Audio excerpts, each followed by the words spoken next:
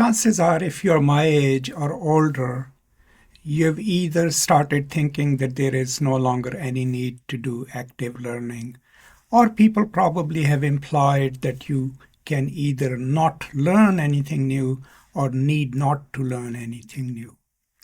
Let us dispel these notions a bit. So I personally believe that learning is a lifelong process and we never stop. I mean, part of it comes from living a life. Every single day of our life is a learning experience, but actively seeking knowledge, actively trying to understand things is part of who we are. But if we highlight it in our everyday practices, it can help us continue growing throughout our life. And there are several advantages of that. I mean, the most important thing about continually learning new things or revisiting older things that we might have read or learned keeps our mind sharp. And even if our bodies are deteriorating, our minds stay active and stay engaged with the world. Also, if you look at me or people older than me, we are actually the lucky ones. We grew up in the slow times, right? In the times when there was no internet, we had to go to the library to find new information. We had to painstakingly read books, newspapers, magazines, articles to enhance our knowledge and our understanding of the world. And then, post-1996, we had to make a shift. So precisely because of that reason that we grew up with a different reading and learning model, and then we transitioned from there to online reading, online viewing, online learning. But what that does is it gives us extra tools. We have the learning habits and the reading habits of the time when books were the only thing which we could consult to gain new knowledges. And we have the habits that we developed during that process of observation, of carefully thinking about a subject, of carefully reading. And now we have transitioned those into this world of digital media, YouTube, and the quick media that is now available. So I think we ought to make use of this, let's call it dexterity, right? Of the ability to read, understand, and interact with texts in the print form, in the slow mode, and then also our ability to learn from the new media. And these two then make us into sort of formidable learning subjects.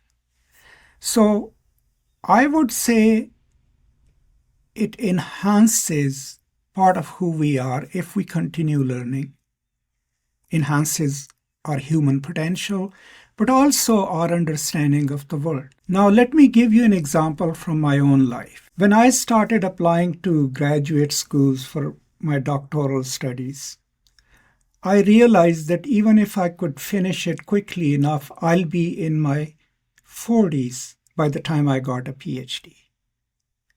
So part of me was like, what's the use of that? But then another part of me convinced me that it doesn't matter. I could be 42 with or without a PhD. But that decision changed my life. First of all, it gave me a chance to study at the highest level of abstraction. It gave me skills to read more carefully, and it gave me skills to write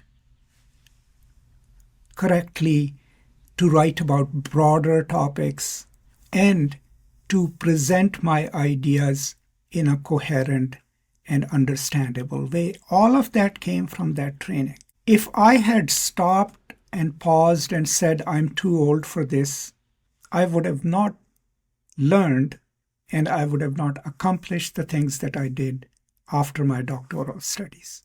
Now, scientific research also suggests that if we continue learning, no matter what, and if we have a habit of reading, our minds stay sharp, even, when we are way older.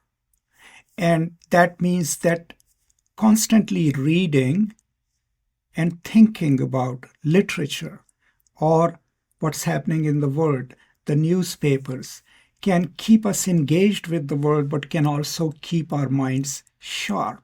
So that's yet another reason that we should develop a habit of constantly learning new things. So, not to, promote my channel or anything, you're here. That means you're interested in things on this channel. Maybe my political commentaries brought you here.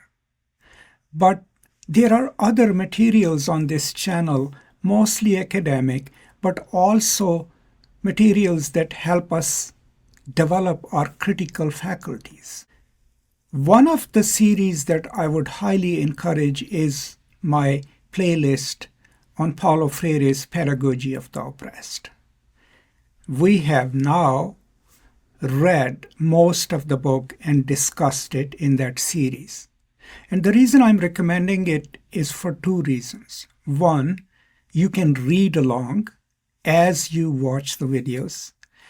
Two, after you have read the book and watched the videos, you will realize that not only is this book about pedagogy, it's also about life lessons, because it teaches us how to conduct our own life, how to live in this world, but how to develop a humane, compassionate, and critically conscious self in this world. So that is what I will recommend. You are already doing what is necessary for all of us to do in this world, to stay informed, to learn as much as you can, and to continue learning, and never, ever buy into this idea that at a certain stage, if we are retired, if we are past 50s, we stop learning. But more importantly, the way you think the world and the way you interact with people in this world matters the most to us as a collective human species. And if we all continue learning new ways of understanding the world and new ways of refining how we treat each other, we can then constantly keep refining our humanity and our way of living in this world until the end of our lives. That's all I wanted to say today. Thank you so much for your support. Thank you so much for being here. Please stay safe, take care of each other, be kind, and I will now see you next time. Until then, peace and love.